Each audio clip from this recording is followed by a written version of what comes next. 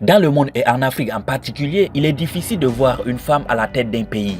Mais ces dernières années, certaines femmes ont changé la tendance.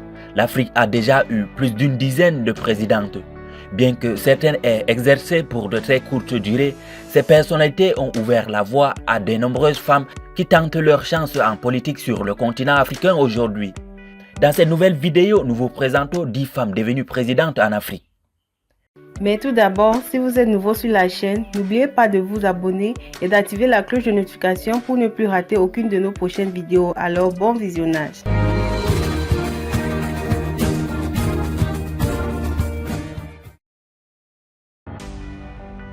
Le 16 janvier 2006, Ellen Johnson est devenue la première femme présidente élue en Afrique et également la présidente africaine qui est restée le plus longtemps au pouvoir grâce à sa réélection en 2011 pour un second mandat qui s'est achevé le 22 janvier 2018.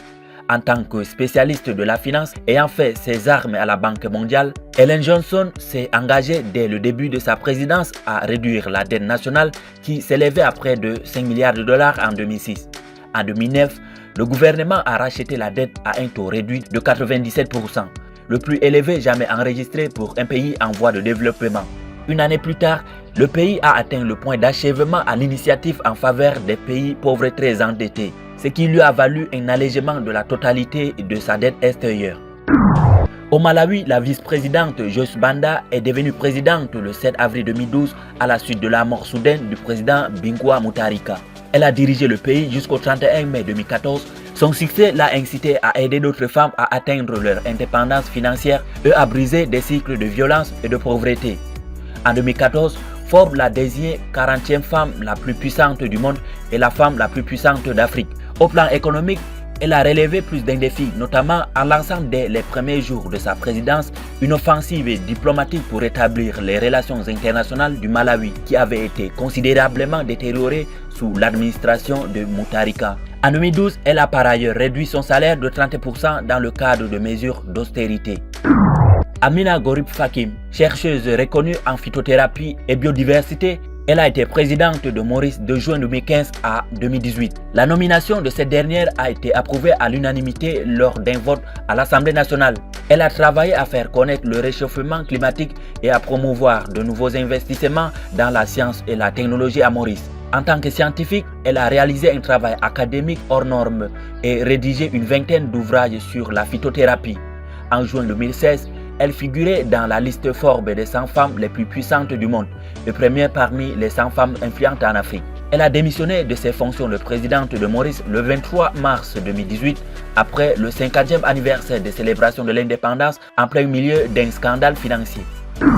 La femme d'affaires et avocate d'entreprise Catherine Samba Panza a été présidente de transition de la Centrafrique du 23 janvier 2014 au 30 mars 2016 au cours d'une période de troubles et complexes de ces pays qui peinaient à sortir d'une rébellion armée en 2013 ayant chassé du pouvoir François Bozizé.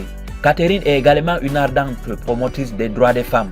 En tant que membre éminente de l'Association des femmes juristes de Centrafrique, elle a œuvré pour une grande inclusion des femmes aux postes gouvernementaux et pour les droits des victimes de violences en Centrafrique et dans la région des Grands Lacs.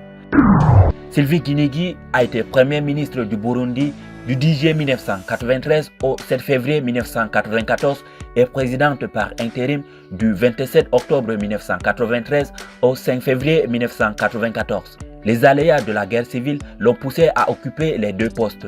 Mariée à 19 ans à un professeur et devenue mère de 4 enfants, elle poursuivit ses études. Alors engagée en politique dans le parti au pouvoir, elle a fait changer les lois notamment à travers des mesures économiques et sociales pour les femmes. En 1991, elle est parvenue à réduire les dépenses militaires et à mettre en œuvre un programme de réforme en tant que conseillère du Premier ministre. Après les élections de 1993, le vainqueur de la présidentielle, l'opposant Melchior Ndadaye, a nommé un cabinet multi-ethnique avec une première ministre Tutsi, Sylvie Kinigi, qui s'est aussitôt engagée à faire de la réconciliation sa priorité absolue. Un pari réduit à néant quelques mois plus tard lors de l'assassinat du président Ndadaye et de 6 de ses ministres qui marquera le début de la guerre civile. Malgré le chaos, elle parvient à rassembler une quinzaine de ministres pour continuer à gouverner, devenant ainsi présidente par intérim. Le Gabon, qui a aujourd'hui une première ministre, a également bénéficié de l'une des dirigeants les plus pragmatiques, qui soit Rosine Fassine Rogombe, qui en tant que président du Sénat a exercé la fonction de présidente par intérim de juin à octobre 2009, après la mort du président Omar Bongo le 8 juin 2009, le temps de préparer les élections qui ont vu la victoire d'Ali Bongo, le fils du défunt chef de l'État. Après avoir conduit une transition exemplaire pour l'organisation de ces élections, la Dame de Fer a repris son poste au Sénat. Rose Francine Rogombe, présidente de la Fondation des juristes gabonaises, secrétaire d'État à la promotion de la femme dans les années 1980, s'est en effet illustrée dans son parcours politique qui lui aurait permis de démontrer ses compétences et qualités exemplaires, lui ayant même valu le respect des opposants au régime, jusqu'à son retrait de la vie politique quelques semaines avant son décès le 10 avril 2015 à Paris à l'âge de 73 ans. Ruth Perry a été présidente par intérim du Conseil d'État du Libéria du 3 septembre 1996 au 2 août 1997 à la suite de la Première Guerre civile. Ancienne enseignante, sénatrice et banquière, mère de 7 enfants, elle a rallié son soutien au processus de paix libérien lors d'un discours passionné à l'Assemblée générale des Nations unies à New York le 9 octobre 1996. Et elle a traversé le pays avant le désarmement pour exhorter les combattants à déposer les armes. Après le décès de John Magufuli en Tanzanie, la vice-présidente Samia Suluhu Hassan est devenue la première femme à diriger le pays. Elle va finir le mandat de 5 ans du défunt présidentiel jusqu'en 2025. Née le 27 janvier 1960 à Zanzibar, elle est diplômée en développement économique communautaire. Elle a été responsable du développement au sein du gouvernement de Zanzibar et a travaillé pour le programme alimentaire mondial. En 2000, elle a été nommée membre du Parlement de l'archipel par le parti présidentiel avant d'être élue à l'Assemblée nationale tanzanienne. La Bissau-Guinéenne Carmen Pereira était la fille de l'un des rares avocats africains de la colonie portugaise de l'époque. Elle s'est mariée à un jeune âge et son mari et elle-même ont été impliqués dans la guerre d'indépendance de la Guinée-Bissau à la suite de la vague de décolonisation dès 1958 et s'est illustrée comme leader et commandant révolutionnaire dans les années 60. Merci d'avoir suivi cette vidéo jusqu'à la fin. Alors s'il y a d'autres femmes présidentes en Afrique et qui n'ont pas été citées dans cette vidéo, n'hésitez pas de nous mentionner leur nom en commentaire. À la prochaine pour une nouvelle vidéo.